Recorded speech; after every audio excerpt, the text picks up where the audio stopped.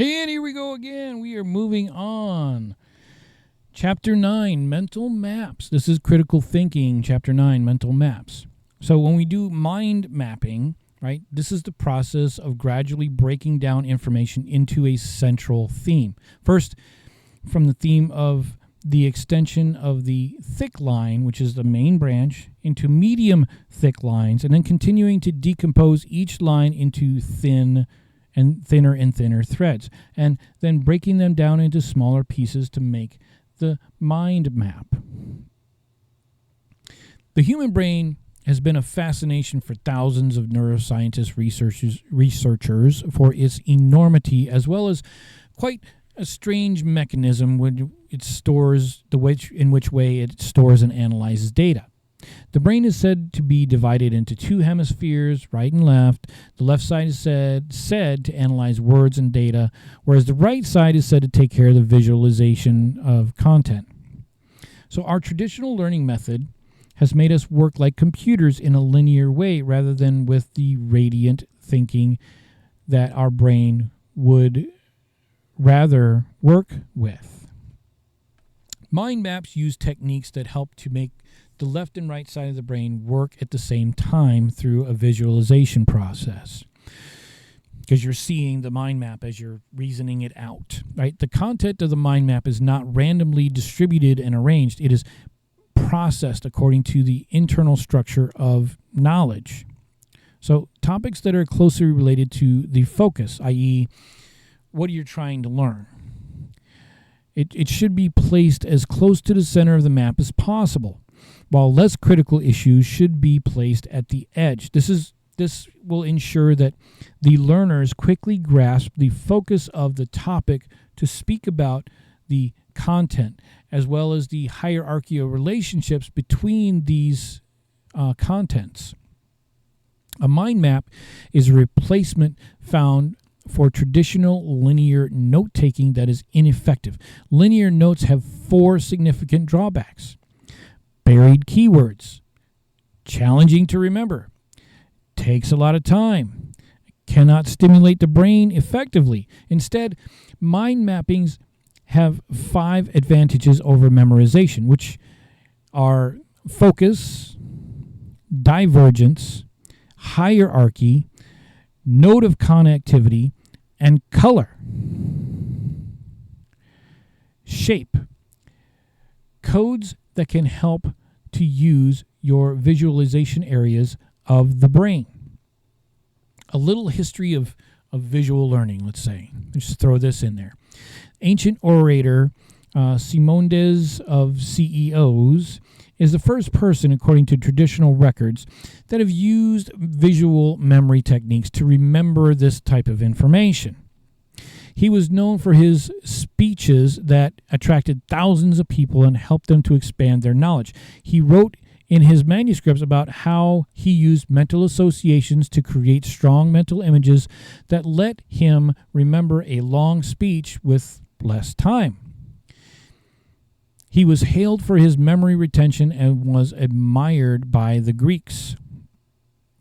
After hundreds of years, Greek philosophers have made a visual technique drawing to illustrate Aristotle's theory to their peers easily. Dr. Alan Collins, who is a philosopher and a writer who was famously known as the father of mind maps, has used semantic theory to explain why visual techniques, which is a great way. So visual techniques is a great way can store information and recall, which Tony Buzan used as a resource for his development of mind maps. He was credited and acknowledged in many academic journals for his contribution to the development of visual learning. Another researcher named Ross Killan also contributed to the development before Buzan, making it a worldwide phenomenon. With his marketing and well-written creations that attracted a lot of people who were waiting eagerly to improve their memories.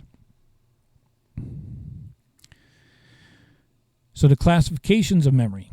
Cognitive psychologists classify memory into 3 types: sensory memory, working memory, which includes short-term memory in a broad sense.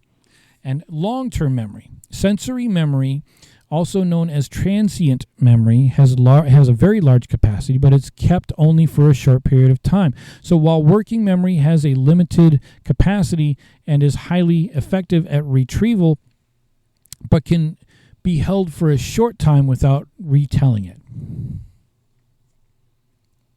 Memory can be further divided into recognition and recall. Recognition refers to the process of identifying a specific stimulus event seen before. And recall is the process of searching a particular memory from a long-term memory. In general, recall is more complicated than recognition because recall requires a specific set of stresses to the brain. There is also a process called forgetting that will delete the information after a certain period if it's not taken a look at. This is where the neural pathways come undone because you're not stimulating that neural pathway anymore. Mnemonics can be used to remember a lot of information by using the PEG method with unusual associations. This memory method is considered as not efficient because it cannot help you store information that you need to learn effectively, whereas mind maps are created solely for that particular purpose. So now we get into the theoretical evidence of mind mapping. So it's difficult to find the theoretical basis for the mind mapping, but we can make some explanations with the help of some existing psychological theories.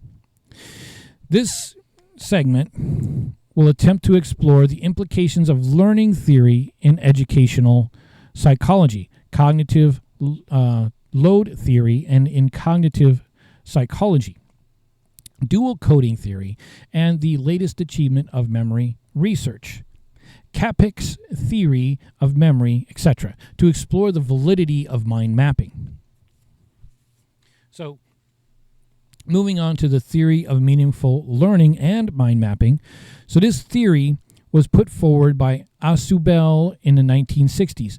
Asubel believes that the most crucial factor affecting learning is the interest that the student shows on learning a subject, which is the core of Asubel's whole learning theory system.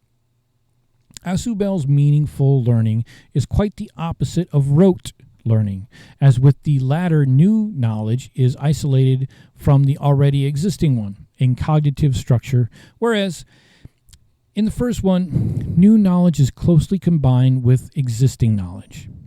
In the rote learning, learners have little or no relevant knowledge, and students have no emotional tendency to connect new knowledge with its existing knowledge. In meaningful learning, learners have a well-organized, appropriate knowledge structure. They have the psychological tendency to combine the latest knowledge with the current knowledge, which can bring more creative results. You're linking them through the mind mapping technology rather than just rote learning, whereas you're just beating it into their head time after time after time, which takes quite a bit more time. But it has to be based on the individual learner. And how will they learn, right? What are the three methods of learning? To go over this really quick, we have visual learner, right? We have an auditory learner, and we have a kinesthetic learner. Now, everybody learns from all three of these methodologies, but they emphasize one more than others. They tend to go with one more than others, right? So next will be cognitive load theory and mind mapping. Chunking. Chunking is a kind of information organization or a recoding as it is used in the process of information construction and synthesis. People use the knowledge stored in long-term memory to organize the information of short-term memory and make it form the familiar, meaningful, larger unit, which is famously called a chunk. Chunks depend primarily on the subject's knowledge and experience and the characteristics of the objective stimulus material. Chunking is the most essential and generally general method for memory activity. It can transform memory units and combine smaller memory materials into larger units. This can expand the capacity of short-term memory and can improve the memory effect. Therefore, optimizing the way of chunking is a prerequisite for improving the level of short-term memory. From the perspective of cognitive load theory, mind maps represents knowledge and their relationships by graphic representation, which reduces a load of working memory by thinning and sorting out the redundant information. At the same time, the mind map organizes the scattered knowledge into a new meaningful whole order of things, which forms a new chunk. Information processing is done in the working memory, which is limited in capacity and usually consists of 72 chunks. Mind mapping assembles small chunks into large ones, thus increasing the amount of processing information when working memory capacity is limited. Now, moving on to the dual coding theory of the mind map. Pavio proposed a dual coding theory in the 1970s.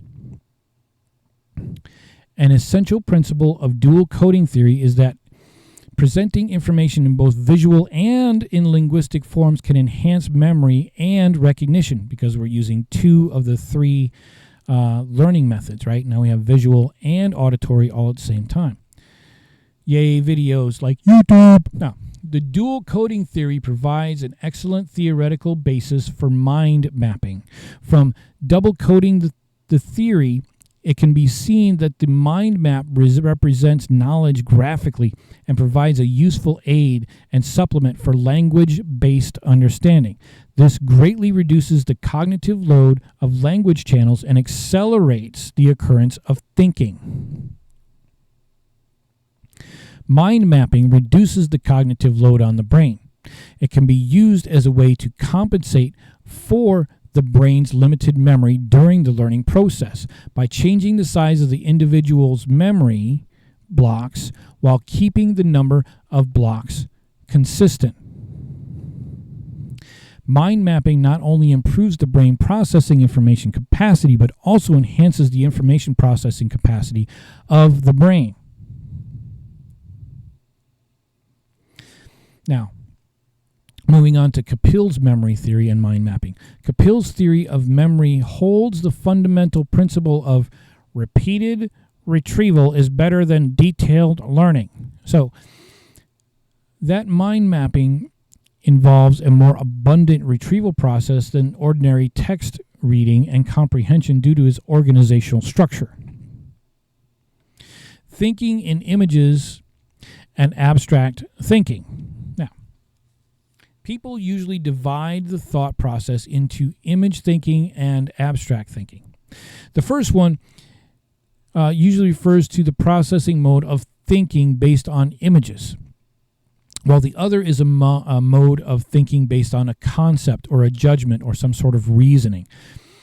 Some people argue that scientists think based on concept, while artists think based on images, and concluding that scientists are good at abstract thinking and an artist is good at thinking in images. This is a misunderstanding, because both ways are complementary to each other. Image thinking does not belong only to artists, and abstract thinking does not belong solely to scientists. They are essentially thinking forms to invent and create. So, when thinking with the help of mind maps, which type of mind map are we actually using for this thinking? Is it abstract, or is it images? So, if we use an image to think, we use the first one. While if we use the abstract vocabulary to draw a mind map, we're using the concept-based thinking so that we can reflect more abstractness. We're trying to explain it in words rather than comprehend it through the feeling that the visualization is giving. Mind mapping cannot be completely image-based, nor can it be ultimately vocabulary-based, but it has to be a mix of both. According to the different processing objects, scientists divided thinking into spatial structures thinking and temporal logic thinking. Structure thinking and temporological thinking. The former, which is spatial structure thinking, the former takes a visual image as processing material. The latter, which is temporal logic thinking, takes language as a processing of material. We find that the mind map is a visual cognitive tool.